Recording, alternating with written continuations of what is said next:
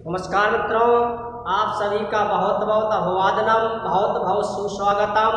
आज हम आपके लिए तत्पुरुष समास का जो उपभेद है, जिसका नाम है कर्मधारय समास, उसका अध्ययन कराते हैं। तत्पुरुष समास के दो उपभेद हैं, कर्मधारय समास और दूसरा है द्विगु समास। उत्तर पदार्थ प्रधानो तत्पुरुष, जिस समास में उत्तर पद की प्रधानता होती है उसे हम तत्पुरुष समास कहते हैं। समानाधिकरण कर्मधारय, जिसके दोनों पदों में समान विभक्ति होती है उसे कहते हैं कर्मधारय समास। संख्या पूर्वोक्ति, यदि तत्पुरुष के पहले पद में संख्यावाची शब्द दिया हो तो वहाँ द्विगु समास होता है। यदि तत्पुरुष समास के दोनों पदों में समान विभक्ति दी हुई हो तो वहाँ कर्मधारय समास होता है। यदि उसमें उत्तर पद प्रधान हो तो वहाँ तत्पुरुष समास होता है। कर्मधारय समास को हम दूसरे तरीके से भी जानते हैं, विशेषण विशेषण कर्मधारय।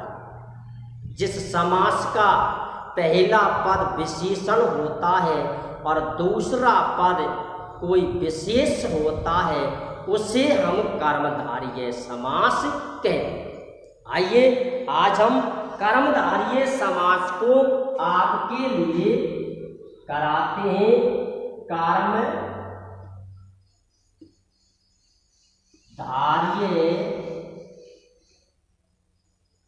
समास।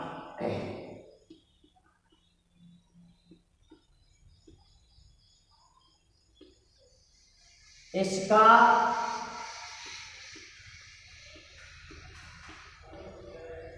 लक्षण है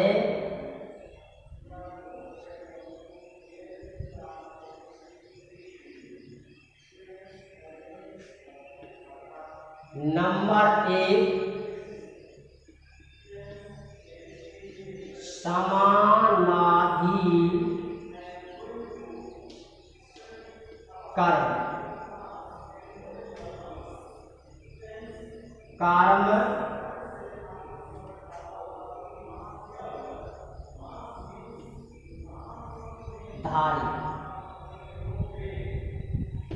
जिस समास के दोनों पदों में समान विभक्ति होती है उसे हम कर्मधारय समास कहते हैं। विभक्ति कैसी होगी इसमें?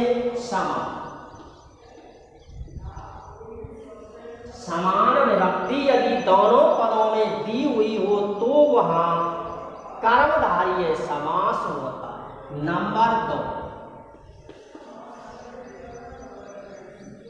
नंबर 2, विशेषण और विशेष के विशेषण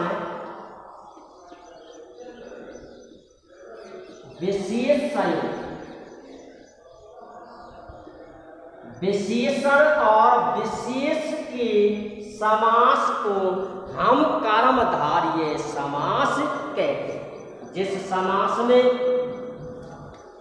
विशेषण और विशेषण बहुलम भवति, ये इसकी परिभाषा है, यानी लक्षण, स्पष्ट जो लक्षण है वो ये है, विशेषण विशेषण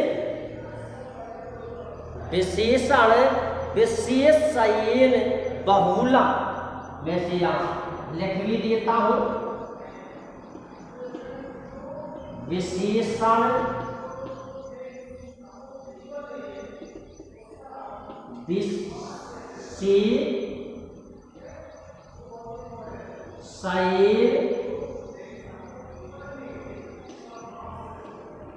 बहुलम, जिसमें विशेषण और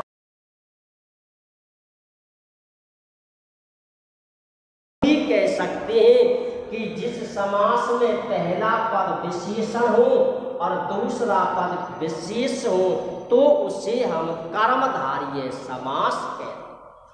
विशेषण ये होता है पूर्व पद, विशेष ये होता है उत्तर पद। यदि पूर्व पद विशेषण हो, उत्तर पद विशेष हो, विशेषण उपमा, विशेष उपमेय, वही उपमा अलंकार है।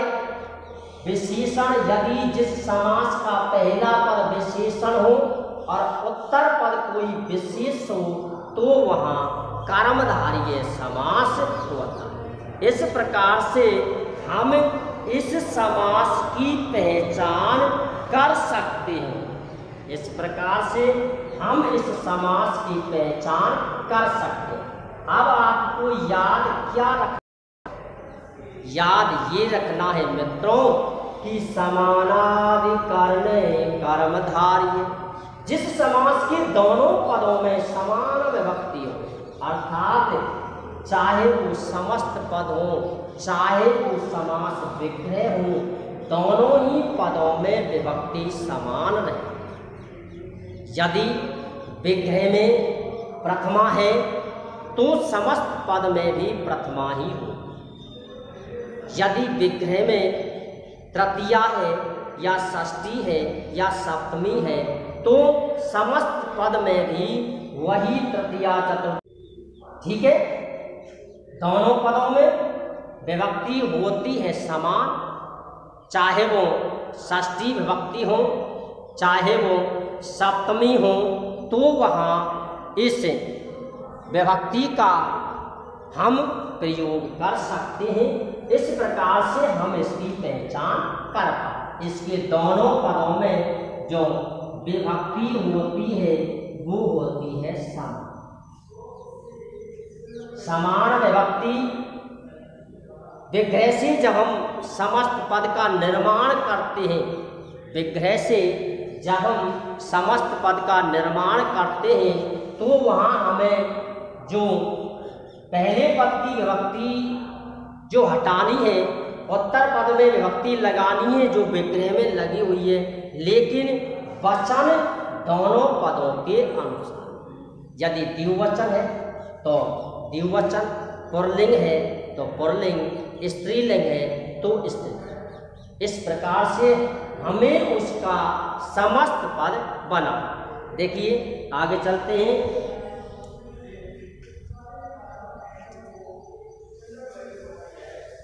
जैसे मैं यहाँ आपके लिए कुछ उदाहरण देता हूँ। यथा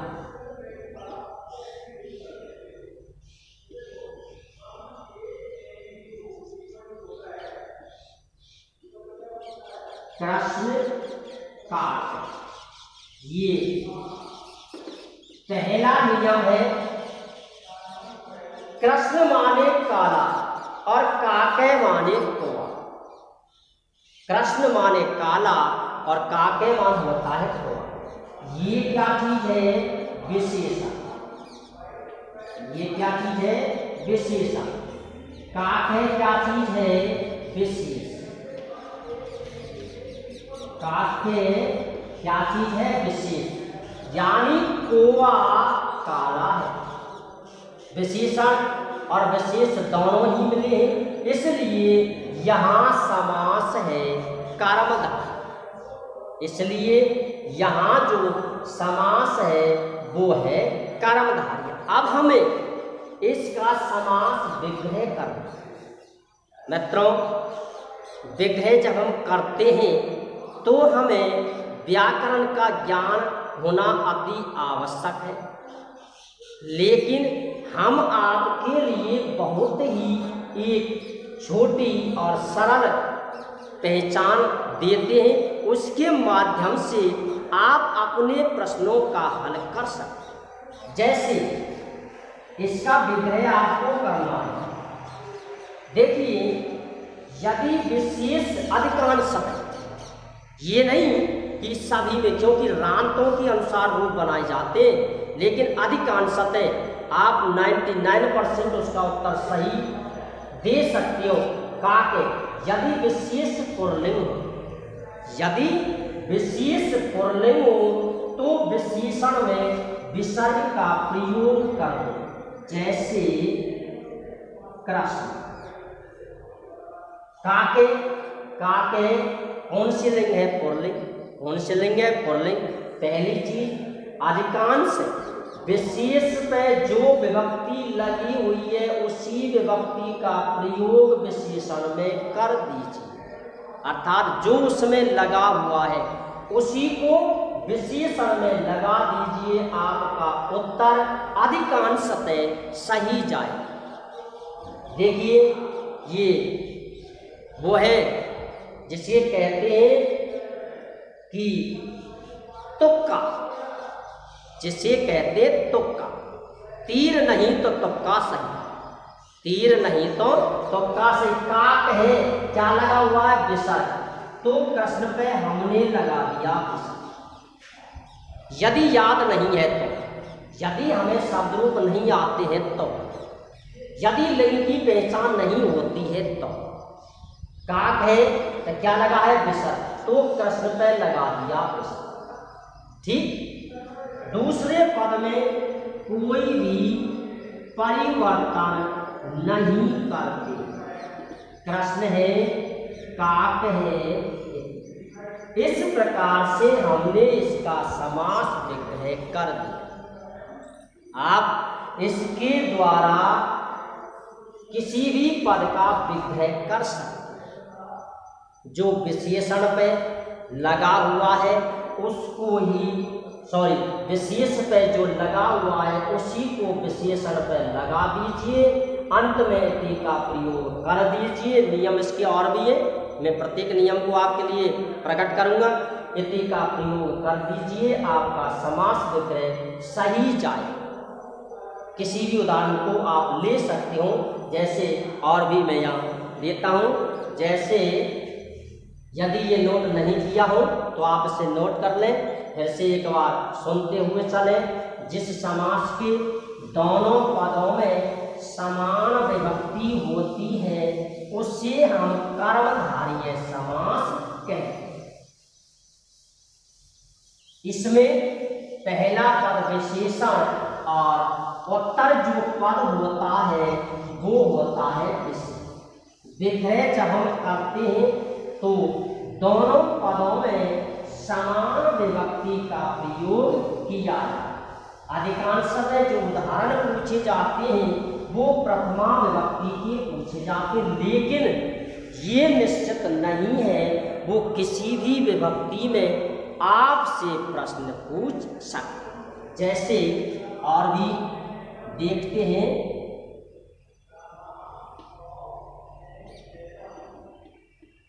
रक्त कमल,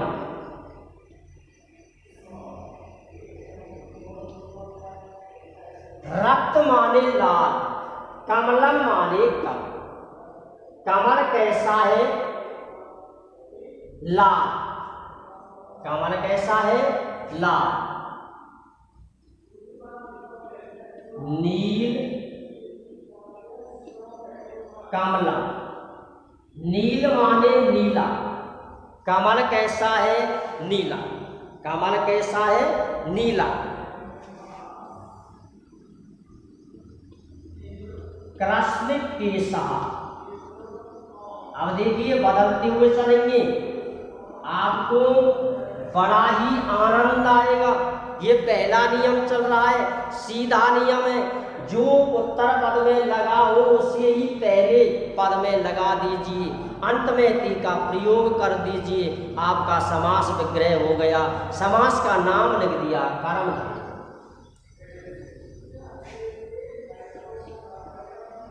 दीर्घ रज्जु,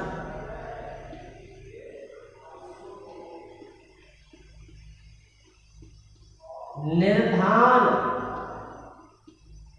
नाल। देखिए यदि पुल्लिंग हो तो उस पर विसर्ग आएगा, यदि पुल्लिंग हो तो उस पर विसर्ग आएगा, और यदि वो स्त्रीलिंग है तो विशेषण में आ लगा देते हैं। क्यों? क्योंकि विशेषण के रूप हमेशा पुल्लिंग, आकारांत, पुल्लिंग स्त्रीलिंग, आकारांत, नपुंसकलिंग, आकारांत, यानी विशेषण के जो रूप बनाए जाते हैं वो आकारांत, पुल्लिंग, स्त्रीलिंग और नपुंसकलिंग की तरह बनाए जाते हैं। चाहे विशेषण विशेष इकारांत हो, उकारांत हो या ऋकारांत। पुल्लिंग हो तो आप विसर्ग लगाएं, स्त्रीलिंग हो तो आ लगाएं, क्योंकि ये कौन सी रांत है? आकारांत स्त्रीलिंग। और यदि नपुंसकलिंग हो तो आप अम का प्रयोग करें। आपका उत्तर मैंने पहले ही कहा है 99% 99% आपका उत्तर सही होगा। देखिए क्या लगा हुआ है? अम। क्या लगा हुआ है? अम। क्या लगा हुआ है? विसर्ग। ये कौन से लिंग है? स्त्रीलिंग। कौन से लिंग है? स्त्रीलिंग। इसलिए किसका प्रयोग करेंगे? आ, यानी रमा, रमे, रम। दीर्घा,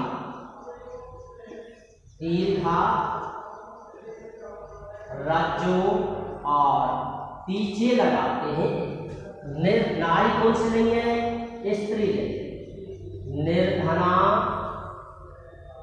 नारी इति।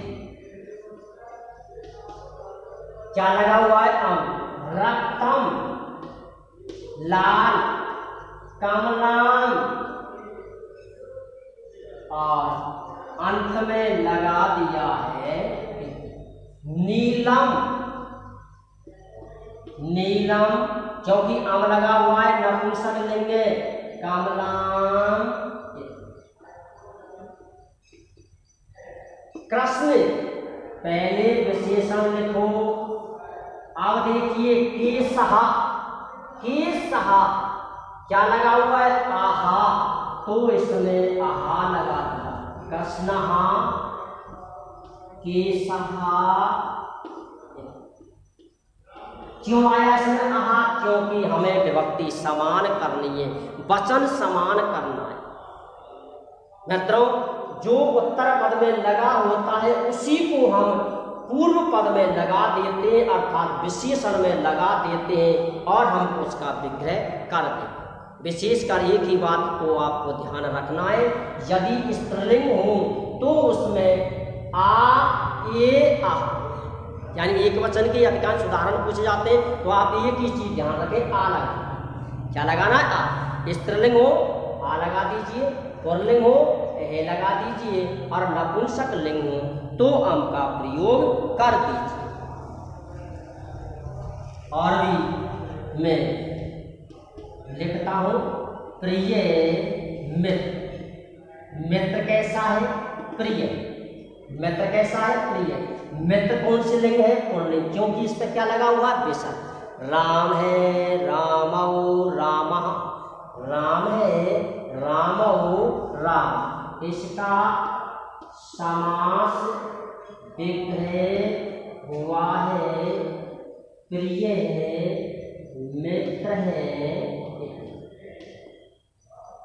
इस प्रकार से आप किसी भी उदाहरण को ले सकते हो, किसी भी उदाहरण को ले सकते हो। जैसे आप लीजिए कृष्ण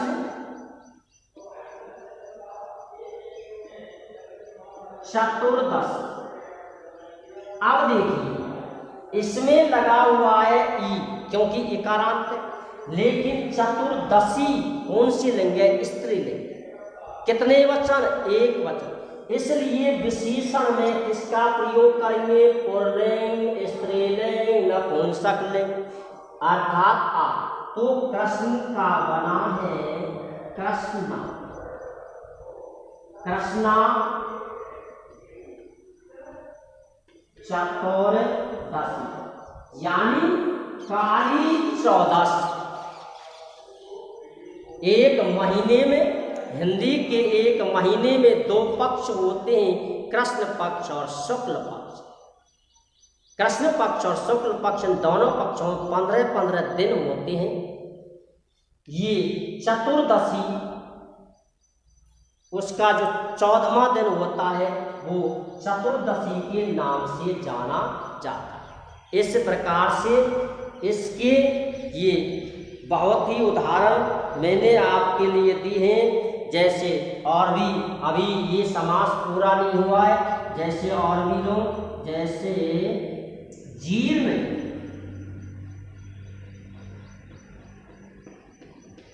जीर्ण गृह, ये उदाहरण जीर्ण गृह। अब देखिए जीर्ण माने बर्बाद, बिल्कुल नष्ट, जीर्ण पुराना, जीर्ण गृह पुराने घर में, यानी छिन्न भिन्न घर में विभक्ति कौन सी लगी हुई है? सप्तमी।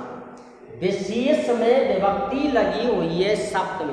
अब हमें विशेषण में भी सप्तमी का ही प्रयोग करना। क्यों? क्योंकि समान विभक्ति आपको लगा। मैंने सभी के उदाहरण आपके लिए दिए हैं, एक वचन के भी दिए हैं, बहुवचन के भी दिए हैं, विभक्ति परिवर्तन करके भी आपके लिए उदाहरण दिए हैं। सीधा नियम ये है कि समान विभक्ति आपको करनी है। समान विभक्ति लगाने का एक आसान सा तरीका है कि विशेष में जो लगा हुआ है उसको उसमें से निकालो और विशेषण में लगाओ। पीछे से निकालो और अगले में लगा दो, लेकिन वो बिल्कुल साफ नहीं करना है, यानी मन में ही हटाना है और मन से मन में हटाना है और मन से ही लगाना है। जैसे जीर्ण, जीर्ण मन से हटा लिया, क्या? सप्तमी को हटा लिया, मन से हटा लिया, मन से लगा। जीर्ण गृहे। अब ये पहला नियम है, इसी के साथ ये समास आज यही समाप्त होगा। अगले नियम हम कल से यानी अगले दिन से प्रारंभ करेंगे। ये पहला नियम है। इसमें एक नियम आता है कि यदि विशेष पुल्लिंग हो, यदि विशेष पुल्लिंग हो तो दोनों पदों के बीच में आप चासव लगा सकते। जैसे ये है कृष्ण केशा और प्रिय मित्र, प्रिय चासव मित्र। यदि विशेष स्त्रीलिंग हो तो आप बीच में यानी दोनों पदों के मध्य में चेयम लगा सकते। और यदि स्त्रीलिंग दिया हो तो आप दोनों पदों के मध्य में चे तत् लगा सकते। ये आपकी इच्छा के ऊपर निर्भर करता है। पाणिनि जी ने इसमें किसी को पाबंद नहीं किया है कि आपको इसका प्रयोग करना है। ये आपकी इच्छा के अनुरूप है। यदि दोनों पदों के मध्य में आप इसे लगाना चाहते हो तो लगा सकते हो, लेकिन विशेषकर ध्यान रखें जो उदाहरण प्रथमा विभक्ति में दिए हों उन्हीं में इनका प्रयोग करें, अन्य विभक्तियों में इसका प्रयोग नहीं करें। इसके बजाय बेहतर यही होगा कि आप इसका प्रयोग नहीं करें। लेकिन अगला जो व्यक्ति है वो इन्हें लगाकर आपको दे सकता है। यदि उसने इनका प्रयोग किया है तो आपको समस्त पद में इनको हटाना, क्योंकि ये नियम है व्याकरण का। जो भी विषय वस्तु, जो भी तत्व आपके द्वारा जोड़ा जाता है पद बनाते समय उसको हटाना भी होता है। इसलिए जो लगा है उसको हटा दीजिए और समस्त पद का निर्माण कर दीजिए। इसके दोनों पदों में समान विभक्ति होती है। जो उत्तर पद में लगा हुआ हो उसी को पहले पद में लगा दीजिए। यदि उत्तर पद स्त्रीलिंग हो तो आपको विशेष ध्यान रखना है कि आपको पूर्व पद में लगाना है, क्योंकि विशेषण के रूप अकारांत पुल्लिंग यानी राम, रमा और फल की तरह बनाए जाते। ये इस समास का पहला नियम है। अगले जो नियम है हम इसके बाद यानी आगे से अगला जो समास प्रारंभ होगा वो कर्मधारय समास ही प्रारंभ होगा। इसके बचे हुए जो नियम हैं उनको भी हम डिटेल से आपके लिए अवश्य कराएंगे। जय हिंद, जय भारत।